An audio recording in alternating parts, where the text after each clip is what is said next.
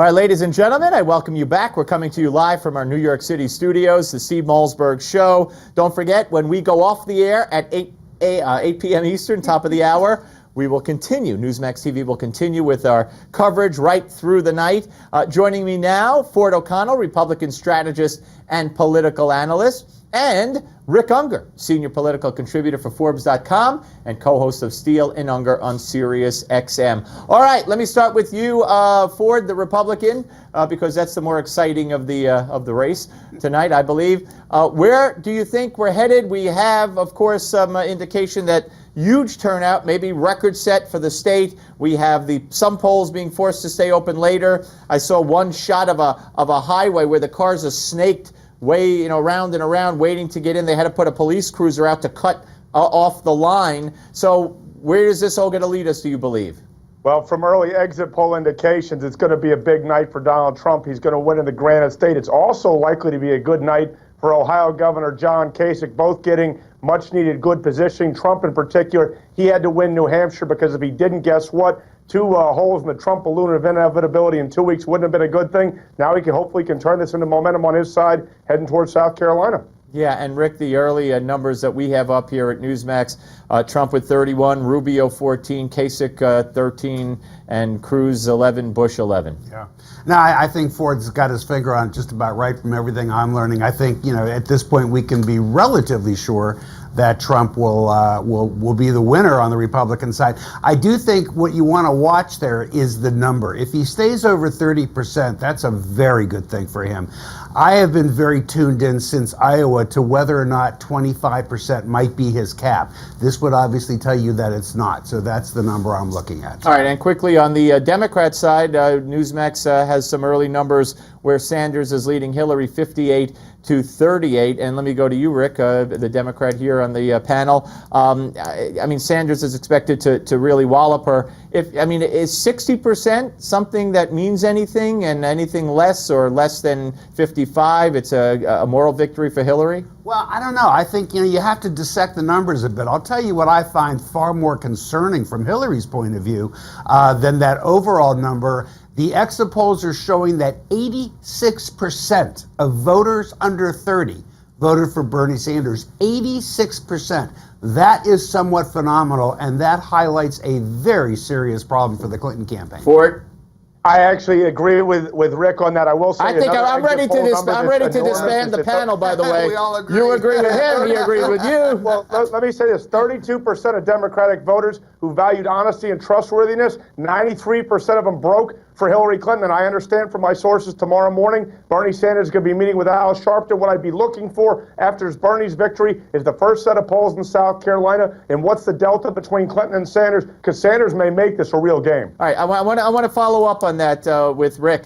He is meeting with Al Sharpton. I mentioned that at the beginning of the show. I don't believe Al Sharpton speaks for a majority of blacks in this country, but he might speak for enough on the Democrat side that are easily influenced that you tell me how much if Sharpton comes out and says Bernie's the guy, I'm feeling the burn, what does that mean for Hillary? Well, I don't think that's going to happen, first of all. I really don't. From everything you know about Sharpton, he's unlikely to take that kind of a turn.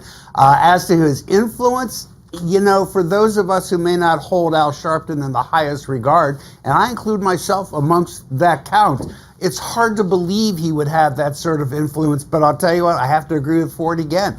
Start watching these polls in South Carolina. If you see Sanders making inroads into the African-American community, this is going to be one hellacious race coming up. Yeah, Ford, again, you see any possibility that, I don't know, we know how close Sharpton is to Obama. So he might be taking marching orders. On this panel, it almost doesn't matter what we think. What matters is what the African-American voters of South Carolina think. And you want to know what? No Republican yet has figured out exactly what makes them tick. So if Al Sharpton makes them tick, good for Bernie. Yeah, well, I doubt that. Yeah, I doubt that too. Before I just want to get a little off track, and then we have another segment. We get back to the politics of it. The Supreme Court, the U.S. Supreme Court tonight, 5-4 decision, put a hold on Obama's whole cap and trade and emissions control system for climate change while it's being litigated in the court. So a lower court had denied that request. The Supreme Court, 5-4, said yes. Significant, Ford? Well, I think it's significant going forward, but to actually hold on to that, you're going to need a Republican in the White House. You're going to need to control the Supreme Court. There's a lot of other regulations, but I think the Supreme Court's right, and I also understand if you're an average American, this is good for economy and the jobs. What about it? You know, the truth is, I don't know because I haven't had a chance to read the case. I think the Supreme Court was very rude issuing this decision on a day when we're all preparing to be smart about New Hampshire. So ask me again tomorrow. How dare they, those rude guys. All right, we're coming back. We have part 2 of our panel with Rick and with Ford. We'll bring you the latest results. And then, of course, at the end of the show at 8 o'clock, the coverage just begins, really, right here on Newsmax Television.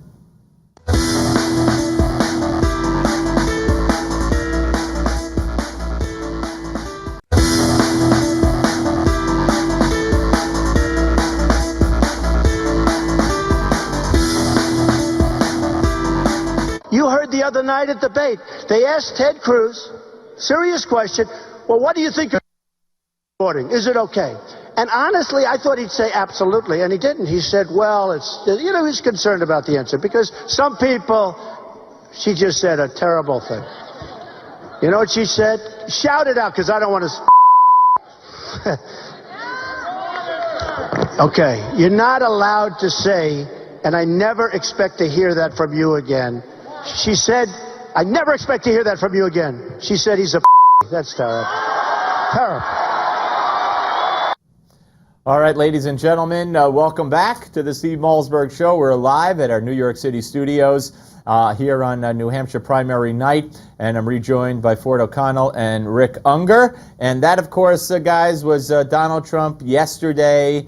It doesn't seem to be hurting him. The early returns that we have in show that Donald Trump is quite handily ahead with 1% of the vote in, albeit Trump at 31, Rubio 14, Kasich 13, Cruz 11, Bush 11, Christie 5, etc. And so Rick, let me ask you, and we can't say the word that was said.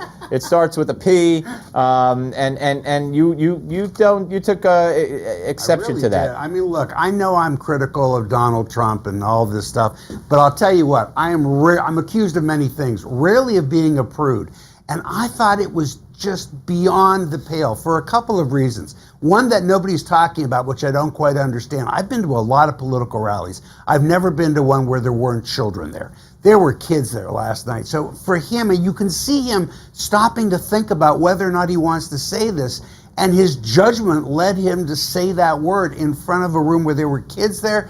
Unacceptable. I don't care if you like his politics, hate it. This is, it's just beyond the pale. Steve, you would never want your kid to hear that. No, but if I brought my kid to a rally, I would expect that the real world comes out. You know what? But you know what, Ford and Rick? I'm watching a football game. I mean, my kid is old enough now that, he gets angry. It's not like I have to shield him from this stuff. But, he's sitting there and he's watching the halftime show and he's watching Beyonce celebrate cop killers and Malcolm X. What a dodge. I'm sorry. Not a dodge. That's forced upon us. That's the Super Bowl. No, you can turn off the button. Ford? It's not forced on you. Yeah, look, unfortunately today, it'd be nice if children were not basically exposed to this stuff. Unfortunately, the values of society with the internet have changed so much that I'm not sure it's a really big deal. And as for Trump, you want to know what? If this wasn't the 18th career-ending moment for a mere mortal politician, that would be fine. It's not going to hurt him. That's the irony. That's the way Trump is. He's just a unique political animal that nothing sticks to. It hurts us. I mean, guys, look, I understand you want maybe Donald Trump to win or whoever you want. It's fine. That's your right. But for anybody not to stand up and condemn somebody running for president from acting that way, you can still vote for him if you want to. But Ford, I know you don't have kids yet, but for anybody, I have a granddaughter who's at that age where she's starting to learn these words. I'm trying to teach her that you don't say those things. Okay. Here a guy wants to be president. All right, but I agree with you. I agree with you to an extent. But that's who he is, and he's not gonna change, and he's not gonna stop. But on the other hand, you got a woman who's under FBI investigation, a woman who many women have come forward and said she tried to intimidate me and trash me and ruin my life because her husband attacked me, and now she's running as a champion of women. Bill Clinton, Ford, accused trollers, Sanders supporters who are trolling Hillary supporters of sexism. He actually went there. And here's the difference between us. I criticize her for doing that. openly and loudly. For you to defend Trump, unacceptable. Ford? Well, let's just focus on Hillary for a second. She's scraping at the bottom of the barrel right now because she actually thought that the moment of gender equality would be her big ticket to basically the presidency. And right now you're finding that basically after the last 25 years, gender equality is not the calling card it used to be. And Hillary better find something new to motivate voters or they're going to be holding their nose on the way of the polls. Rick, is it all right for me to call her a crusty old white woman? Because that's what they say about white men when they talk about Republicans. It's a party of old crusty white men, as if that's a disease. Well, she's an old white woman. You know what? You didn't just say anything that I'd be embarrassed for my children to hear. I'm not talking about that. I'm talking about how to identify call her what her. you want in that regard, of course. And I object to that whole thing you just talked about, too. I just want us to have people running for president who our kids can look up to. All right. If you don't like Hillary Clinton, I get it. Well, Ford, that rules out Cam Newton, because we can no longer look up to him. He accused anybody who criticized him during the year of